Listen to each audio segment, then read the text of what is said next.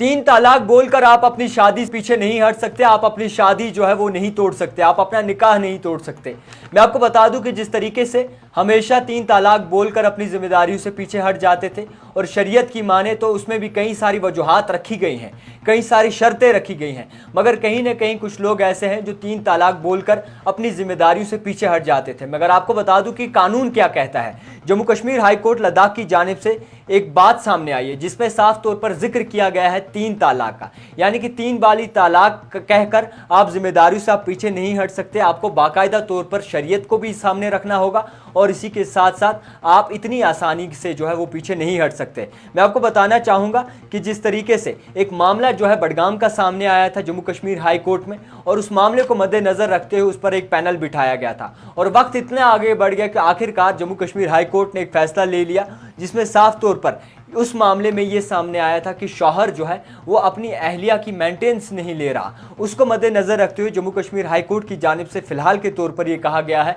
कि तीन तलाक कहकर आप बस अपनी अंजाम से अपने बाकायदा तौर पर फ़राइज़ से पीछे नहीं हट सकते। अब आपको बाकायदा तौर पर एक वैलिड रीज़न होना चाहिए तलाक कहने के लिए। अब आपको अपना घर तोड़ने के लिए, जिस तरीके से आप अगर सेपरेशन करते हैं या फिर आप दिल्ली म्यूचुअल सेपरेशन करते हैं, तो एक वैलिड रीज़न होना चाहिए। उसके लिए मैं आपको बता दूं कि अगर आप तलाक लेते हैं तो आपके पास दो गवाह करीब होने चाहिए, और वो गवाह भी जो है बाकायदा तौर पर आप पे नज़र रखी होनी चाहिए कि आपकी वजूहात क्या है, आपका मसला क्या है। वो गवाह जो है इस बात के भी जो है बाकायदा तौर पर गवाह होने चाहिए कि आपने एक बारी ट्राई ज़रूर किया है वापस से सब कुछ सुधारने का, वापस से सब कुछ सही करने का। उसके बावजूद ये भी कहा गया है कि एक वैलिड रीज़न बाकायदा तौर पर सही तरीके से होना चाहिए, और शरीयत के मुताबिक और कानून के मुताबिक जो है जो भी सेक्शन वगैरह कहते हैं उसे मद्देनज़र रखते हुए आप आसानी से तलाक कहकर अपना घर जो है वो बाकायदा तौर पर तोड़ भी नहीं सकते, और अपनी जिम्मेदारियों से जो है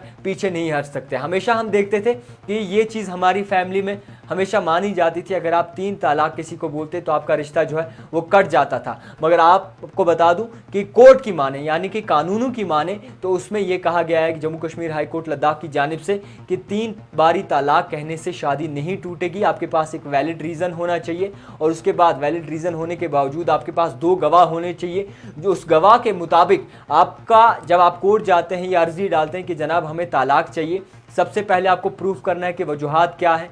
प्रूफ करने के बाद आपको एक और मौका दिया जाएगा जिसमें आपको साथ में रहना होगा, और वो दो गवाह जो है इस बात के भी गवाह होंगे कि आप साथ में रहते थे, और कुछ वक्त आपको दिया जाएगा कि आप फिर से जो है अंडरस्टैंडिंग कर लें और अपने घर बसाने के एक बार फिर से सोच लें। और वो गवाह जो है, विटनेस जो है, वो आप पे नज़र रखेंगे कि आप सही मायनों में एक साथ रह रहे हो या नहीं, आपने ट्राई भी किया है या नहीं। उसको मद्देनज़र रखते हुए फिर आपके गवाह आगे जाएंगे, और फिर उसके बाद वो इस बात की गवाही दे सकते हैं कि आप में सही कुछ नहीं चल रहा। और इसके बाद अगर आप तलाक लेते हैं तो आपको पूरी जिम्मेदारियां उठानी पड़ेगी, कोई भी मेंटेनेंस वगैरह का कोई भी चीज़ें हैं वो आपको पूरी करनी होगी एक अहलिया की। उसके बाद आप जो है तलाक ले सकते हैं। ये मामला बडगाम का था जिसमें एक शख्स जो है तलाक चाहता था, बड़ी आसानी से उन्होंने तलाक कह दिया था, मगर वो मेंटेनेंस लेने से पीछे हट रहा था, जिसको मद्देनज़र रखते हुए जम्मू कश्मीर हाई कोर्ट की जानिब से ये ऑर्डर दिया गया है, और ये कहा गया है कि आप आसानी से तलाक नहीं होगा। आप चाहे तो कोर्ट के दरवाजे से खटखटा सकते हैं। अगर पत्नी चाहे साथ रहना, या पति बोलेगा कि नहीं जी हमें बराबरी नहीं, हम साथ नहीं रह सकते, ऐसा नहीं होगा।